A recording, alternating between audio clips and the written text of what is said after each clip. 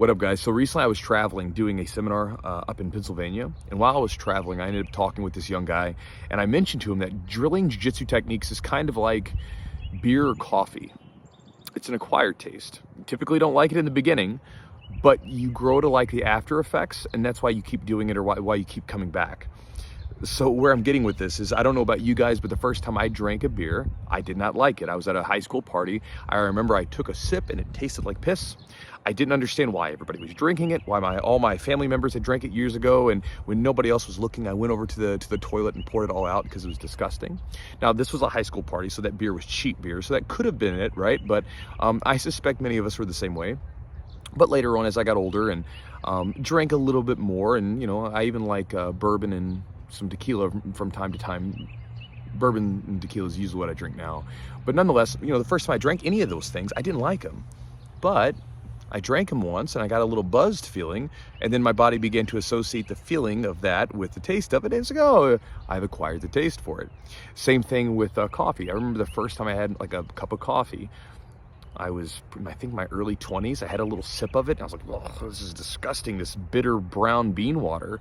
I didn't understand why the adults had this obsession with this almost religious experience with this stuff. And it was a shock to me because I remember the smell of it. I used to love the smell of coffee when I'd wake up in the morning and you'd smell family brewing it. And then I had it for myself. I was like, this is gross. And then later on I had the mochas and the lattes and all the frappuccinos, like basically like glorified milkshakes. And slowly worked my way down, and then eventually I started drinking black coffee. I wanted to like black coffee because my grandfather drank black coffee, and he was a man, so I wanted to drink it too. So now I drink black coffee, and I love the taste of it if it's good coffee.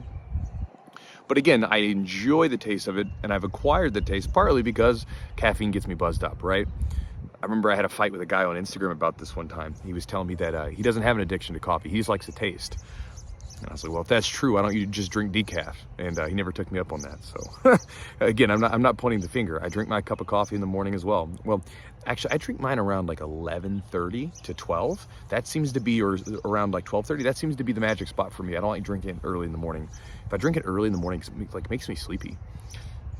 Neither here or there.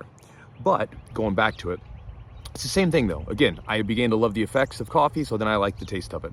And so it's kind of that way with drilling. And when I say drilling, I don't just mean drilling your repetitions. I mean, that's part of it, yes. But if you guys have joined my email list, you get that ebook, Focus Jiu-Jitsu, which goes into the idea of active and passive forms of drilling and sort of just goes off the ideas of deliberate practice that were popularized by guys like, Anders Ericsson, the work of him. And, when you go into doing jiu-jitsu with a very deliberate mindset, it's not as fun as just coming in and going with the flow. It's not as fun as just rolling around and seeing what happens. You're coming in there with a very deliberate plan. You're trying to get better at something, and it requires a lot more effort and focus. But the idea is that while that may not be the most palatable thing for you all the time, the after effects are nice. Because you know what's fun in jiu-jitsu? Winning gold medals, hitting new techniques you've been trying to nail for a while, not getting smashed every single day that you step on the mat. That's fun. So even though being very deliberate with your training isn't always fun, the after effects are nice.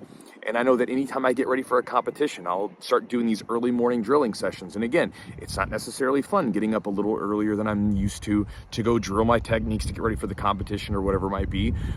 But again, the after effects are nice, and so I enjoy it that way. And again, it's a fairly useful lesson in delayed gratification. It's something that you can get from jiu-jitsu, and I got from wrestling and jiu-jitsu that helped me in other aspects of my life, right? So anyway, just an idea to chew on.